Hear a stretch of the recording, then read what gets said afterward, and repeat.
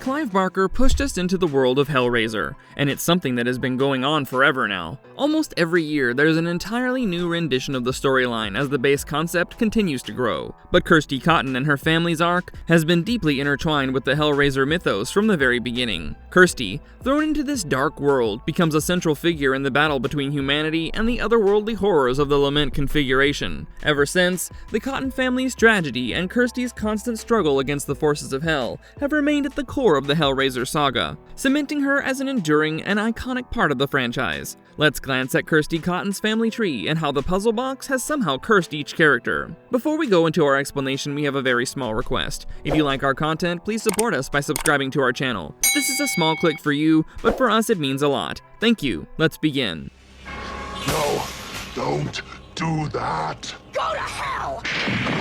Kirsty Cotton. Kirsty Cotton stands tall among the most iconic final girls in horror, like Laurie Strode from Halloween and Nancy Thompson from A Nightmare on Elm Street. Just like Laurie, who faces off against the relentless Michael Myers, and Nancy, who confronts the nightmare-inducing Freddy Krueger, Kirsty starts off as a seemingly ordinary young woman, drawn into a terrifying world beyond her control. Ashley Lawrence became another horror movie icon through her portrayal of Kirsty Cotton. All three women are marked by their quick thinking, bravery, and refusal to back down in the face of unimaginable evil. Laurie uses her wits and resourcefulness to survive a killer on the loose, and Nancy arms herself with determination to take down Freddy in the dream world. Similarly, Kirsty steps up to challenge the twisted, sadistic Cenobites when her family's dark secret starts tearing her life apart. But when Laurie and Nancy fight their battles against slashers and supernatural forces, Kirstys Journey takes a darker, more twisted path that leads her straight into the depths of hell itself. In Hellraiser, Kirsty is pulled into a horrific world ruled by the Cenobites, beings who thrive on pain and torment. After discovering the deadly puzzle box, Kirsty uses her intelligence to strike a deal with these terrifying creatures, outsmarting them to save herself. But her battle doesn't end there. In Hellbound, Hellraiser 2, Kirsty's determination and loyalty push her even further, as she enters the labyrinthine realms of hell in an attempt to save her father from eternal suffering. Kirsty pulls off the impossible by convincing the very creatures of torment, the Cenobites, to join forces with her, turning her enemies into reluctant allies in a battle against an even greater evil lurking in the depths of hell. Her encounters with Pinhead and his crew test her to the limits of endurance, and unlike other final girls who escape with their lives, Kirsty keeps getting dragged back into this nightmare. Fast forward to Hellraiser, Hellseeker, and Kirsty's life has taken yet another dark turn. She's now married to Trevor Gooden, and while it seems she might finally have some peace, it quickly becomes clear that her world is about to unravel once more. After being tricked into opening the Lament Configuration, Kirsty finds herself face to face with Pinhead again. Desperate, she strikes a deal, offering 5 souls in exchange for her own. Though she wins her survival, the souls she sacrificed are condemned to spend eternity with Pinhead. Through every twisted challenge, Kirsty remains fierce and unbreakable. Her story is one of endurance, adaptability, and sheer willpower in the face of horror. Now that you've seen just how far Kirsty will go, you're ready to dive into the full, terrifying scope of her family. Believe me, you're in for a wild ride. Larry Cotton.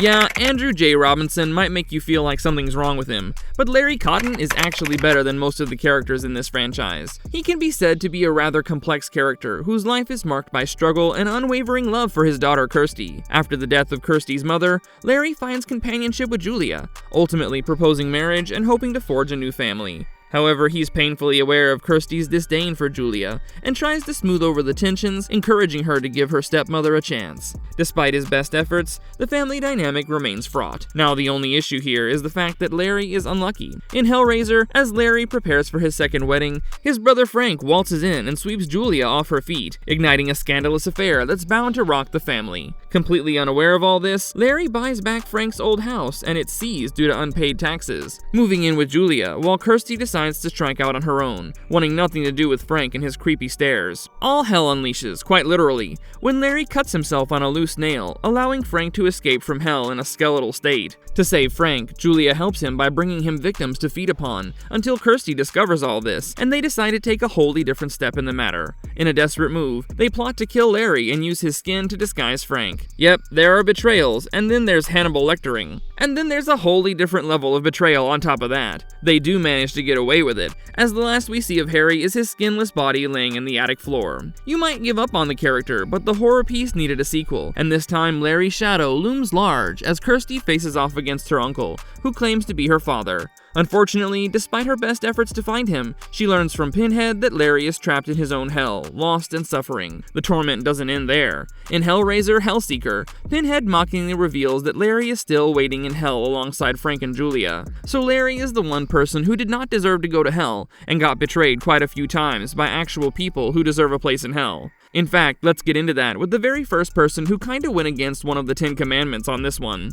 Julia Cotton. Kirsty Cotton always sensed that something sinister lurked within her family's new home after relocating to England with her father, Larry, and stepmother, Julia. Well, that turned out to be true, so it shouldn't be surprising that her lack of interest in connecting with her stepmother could mean that there's something wrong with her too. Julia Cotton appeared to be the perfect stepmother, charming, attentive, and seemingly innocent. However, beneath her surface lies a dark ambition, and a twisted connection to Frank that would soon unravel everything. Years earlier, Julia had made a passionate promise to Frank that she would do anything for him, and that loyalty took a monstrous turn. When Frank returns from hell, Julia becomes the dark seductress, luring unsuspecting men to their demise, all to nourish Frank and help him regain his former self. This shocking transformation reveals Julia's willingness to embrace the darkness for the sake of passion, drawing her deeper into a hole she would never escape. Kirsty's discovery of her beloved stepmother's heinous act is what sets off a series of catastrophic events. When she inadvertently brings the Cenobites back to the house, the horrors culminate in a devastating showdown. The Cenobites, led by the chilling Pinhead, tear Frank apart, but not before Julia is left mortally wounded.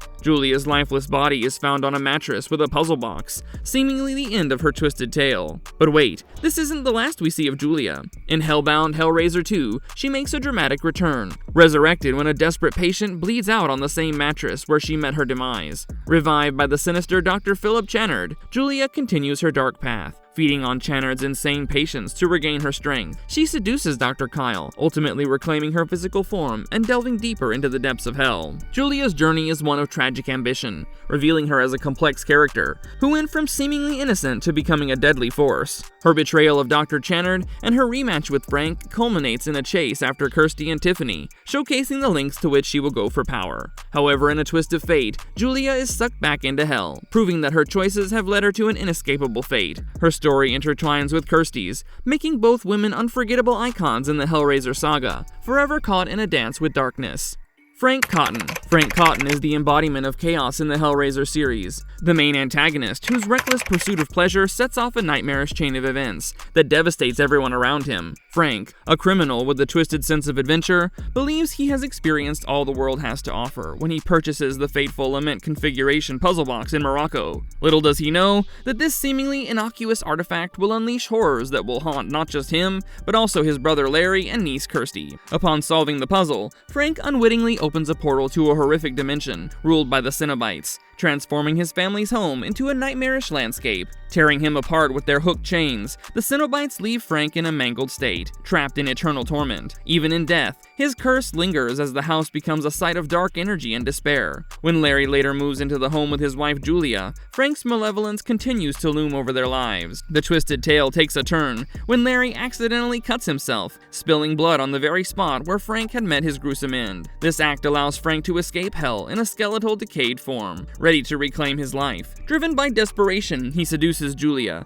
who had a passionate past with him, into becoming his accomplice, manipulating her into luring unfortunate men to their doom as sacrifices to help him regain his flesh. Each victim feeds Frank's hunger, pulling Julia deeper into a web of deceit and darkness. Frank's facade crumbles when he encounters his niece Kirsty, and that leads him to killing Larry, disguising himself in his brother's skin to deceive Kirsty into thinking he is her father. This devious plot is foiled when Kirsty discovers the truth and outsmarts Frank, who ultimately meets his grisly end at the hands of the Cenobites after revealing his true self. Yet, Frank's story doesn't end there either. He later appears to Kirsty in hell, pretending to be her father and leaving a blood-written message for help. As Kirsty ventures into his personal hell, she finds herself in a twisted realm of lust and darkness. Ultimately, Frank's insatiable desires lead to his fiery demise, as the deeply betrayed Julia tears his heart out, echoing his earlier words of deceit. Frank Cotton is the ultimate harbinger of doom. Again, quite literally, a character whose every action ripples through the lives of those around him, proving that some curiosities can indeed lead to one's downfall.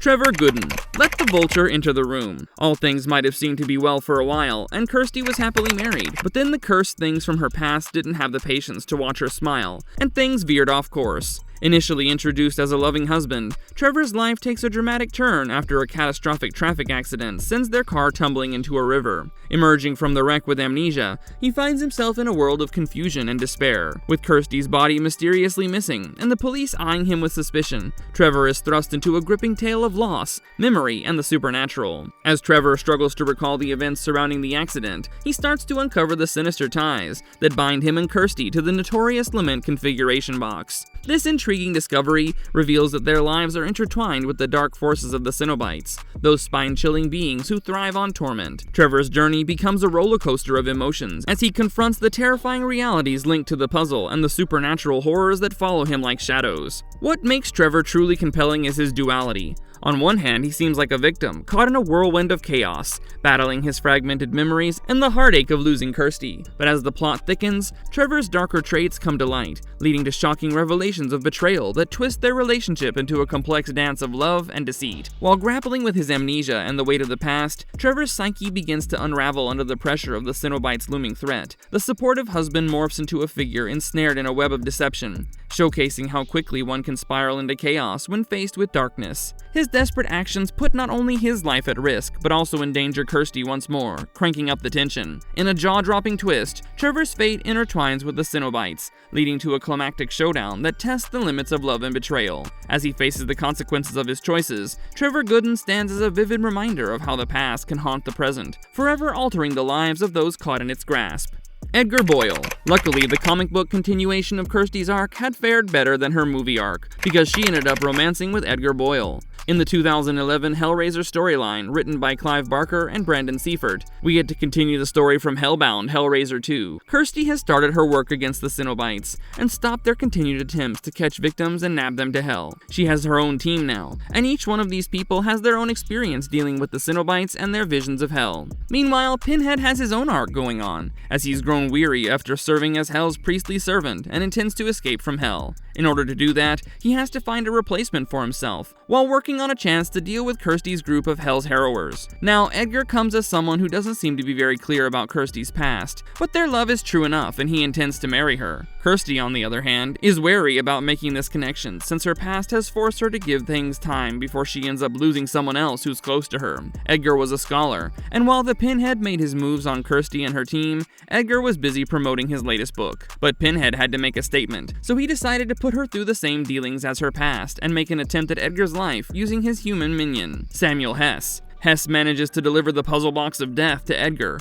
and Edgar ends up working on it, only to be taken to hell. You can clearly understand that Edgar was very innocent in this scenario, whereas Kirsty put him in danger by making a connection with him during her battle against Hell. So his death acts like a reminder of everything Kirsty has gone through in her life to reach where she is. In a world where she could hardly find any harbinger of hope, she lost the one person she cared for, and now she'll do absolutely everything to go against the harbinger of Hell, Pinhead.